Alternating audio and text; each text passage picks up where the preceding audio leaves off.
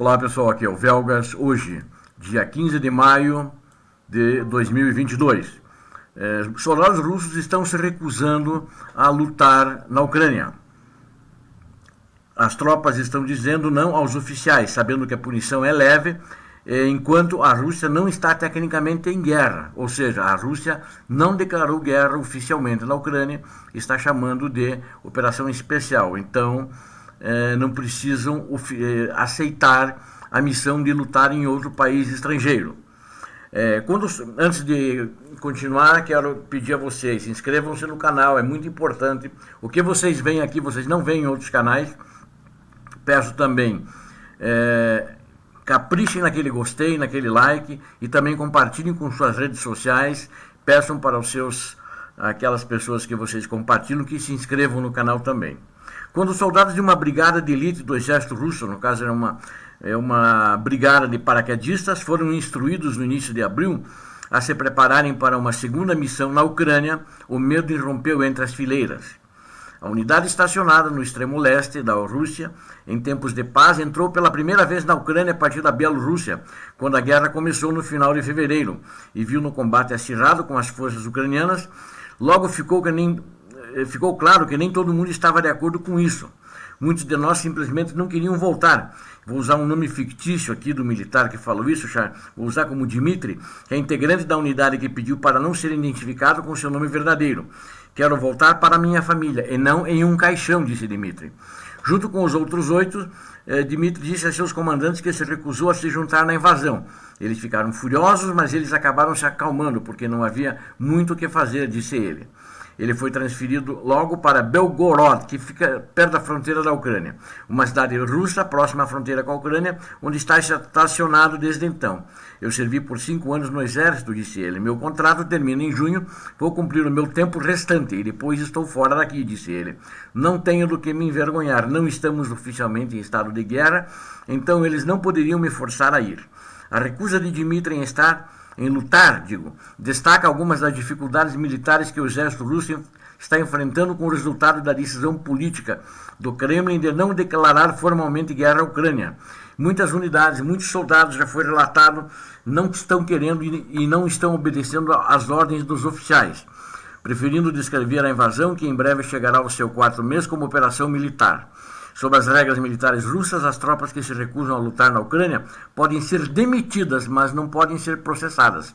Não podem ser presas, disse Mikhail Beniash, um advogado que aconselha os soldados que escolhem esta opção.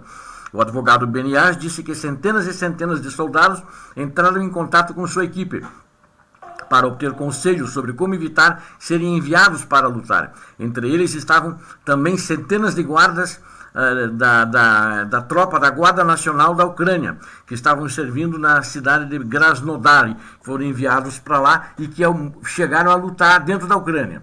Eles são do sul da Rússia. Foram demitidos depois de se recusarem a ir para a Ucrânia. E agora vejam bem, o contrato deles diz que eles são a Guarda Nacional da Rússia. Eles não podem lutar fora da Rússia, tem que defender a Rússia. Então eles tiveram isso e o advogado está entrando com processo contra o governo da Rússia.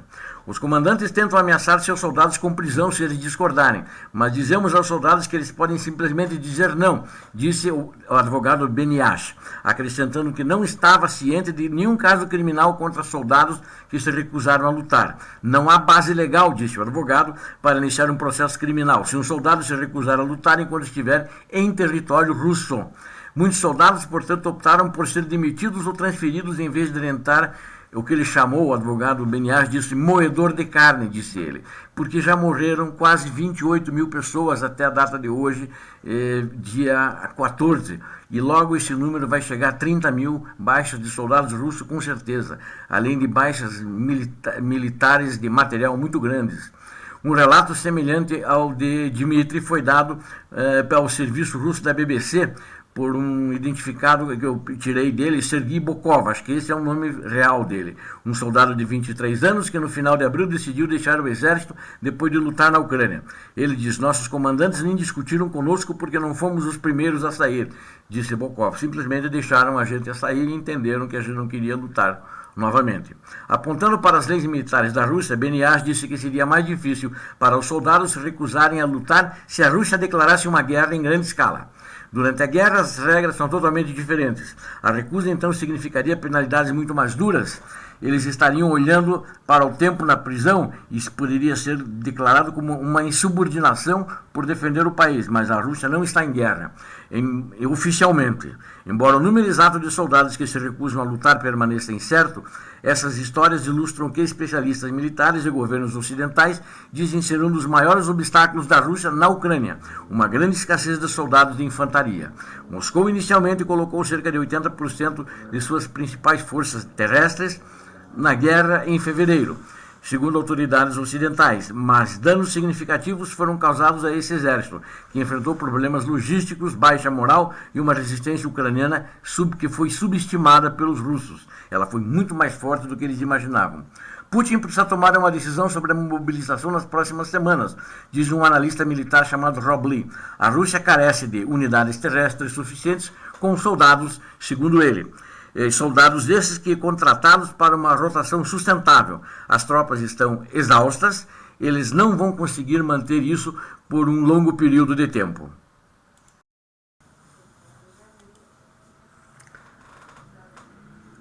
Uma das opções para Moscou seria enviar unidades de recrutas para a Ucrânia, com um treinamento rápido.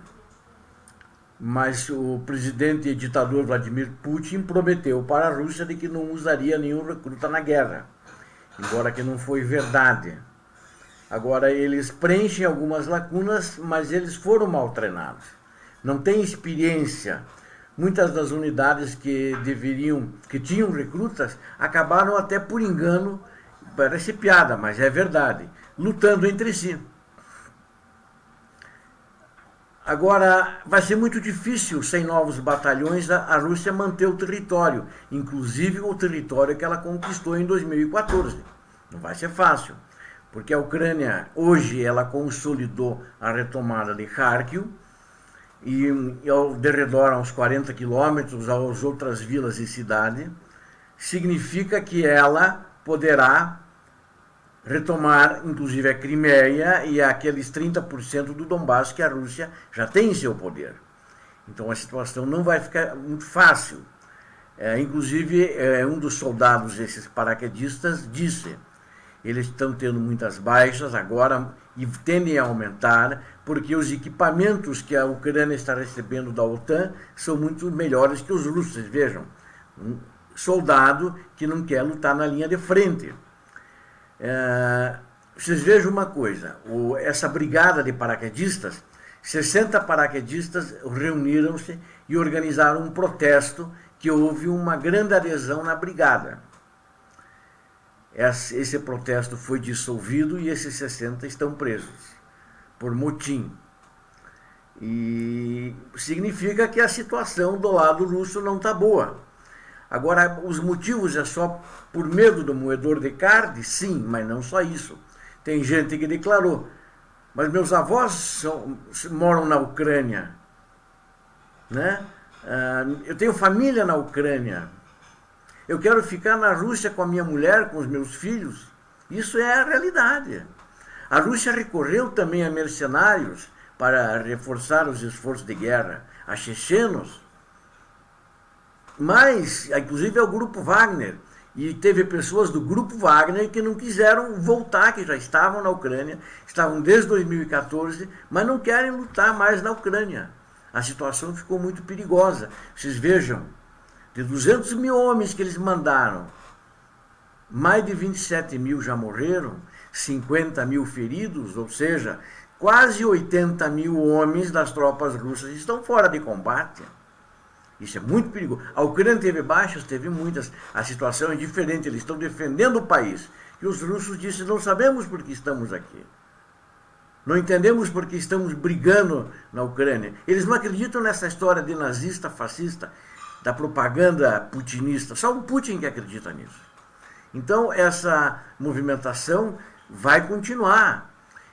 Teve soldados já na frente do combate, foram obrigados, isso é fato, vi na televisão russa, na televisão ucraniana, as últimas 2 semanas.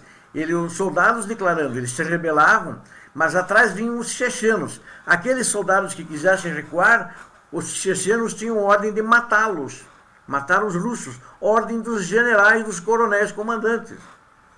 Então é muito complicado, e isso vai deixando o povo também, que houve muitos protestos na Rússia, foram reprimidos com violência, e essa insatisfação tende a aumentar.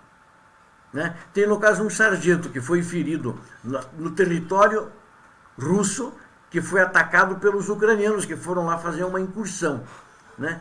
E só que, se for ferido em combate na Ucrânia, ganha 2.500 rublos. E eles não querem pagar porque ele foi ferido na Rússia. Ele disse, se não me pagarem, eu posso sair do exército, mas vou entrar com uma ação contra o exército, contra o governo russo. Você veja que situação. Né? Ele foi por causa dessa guerra, que eles não chamam de guerra, chamam de operação especial. A situação, de fato, nas próprias fileiras russas, não está fácil para o ditador Vladimir Putin e sua organização criminosa que comanda diretamente do Kremlin em Moscou. Obrigado a todos vocês que assistiram este vídeo.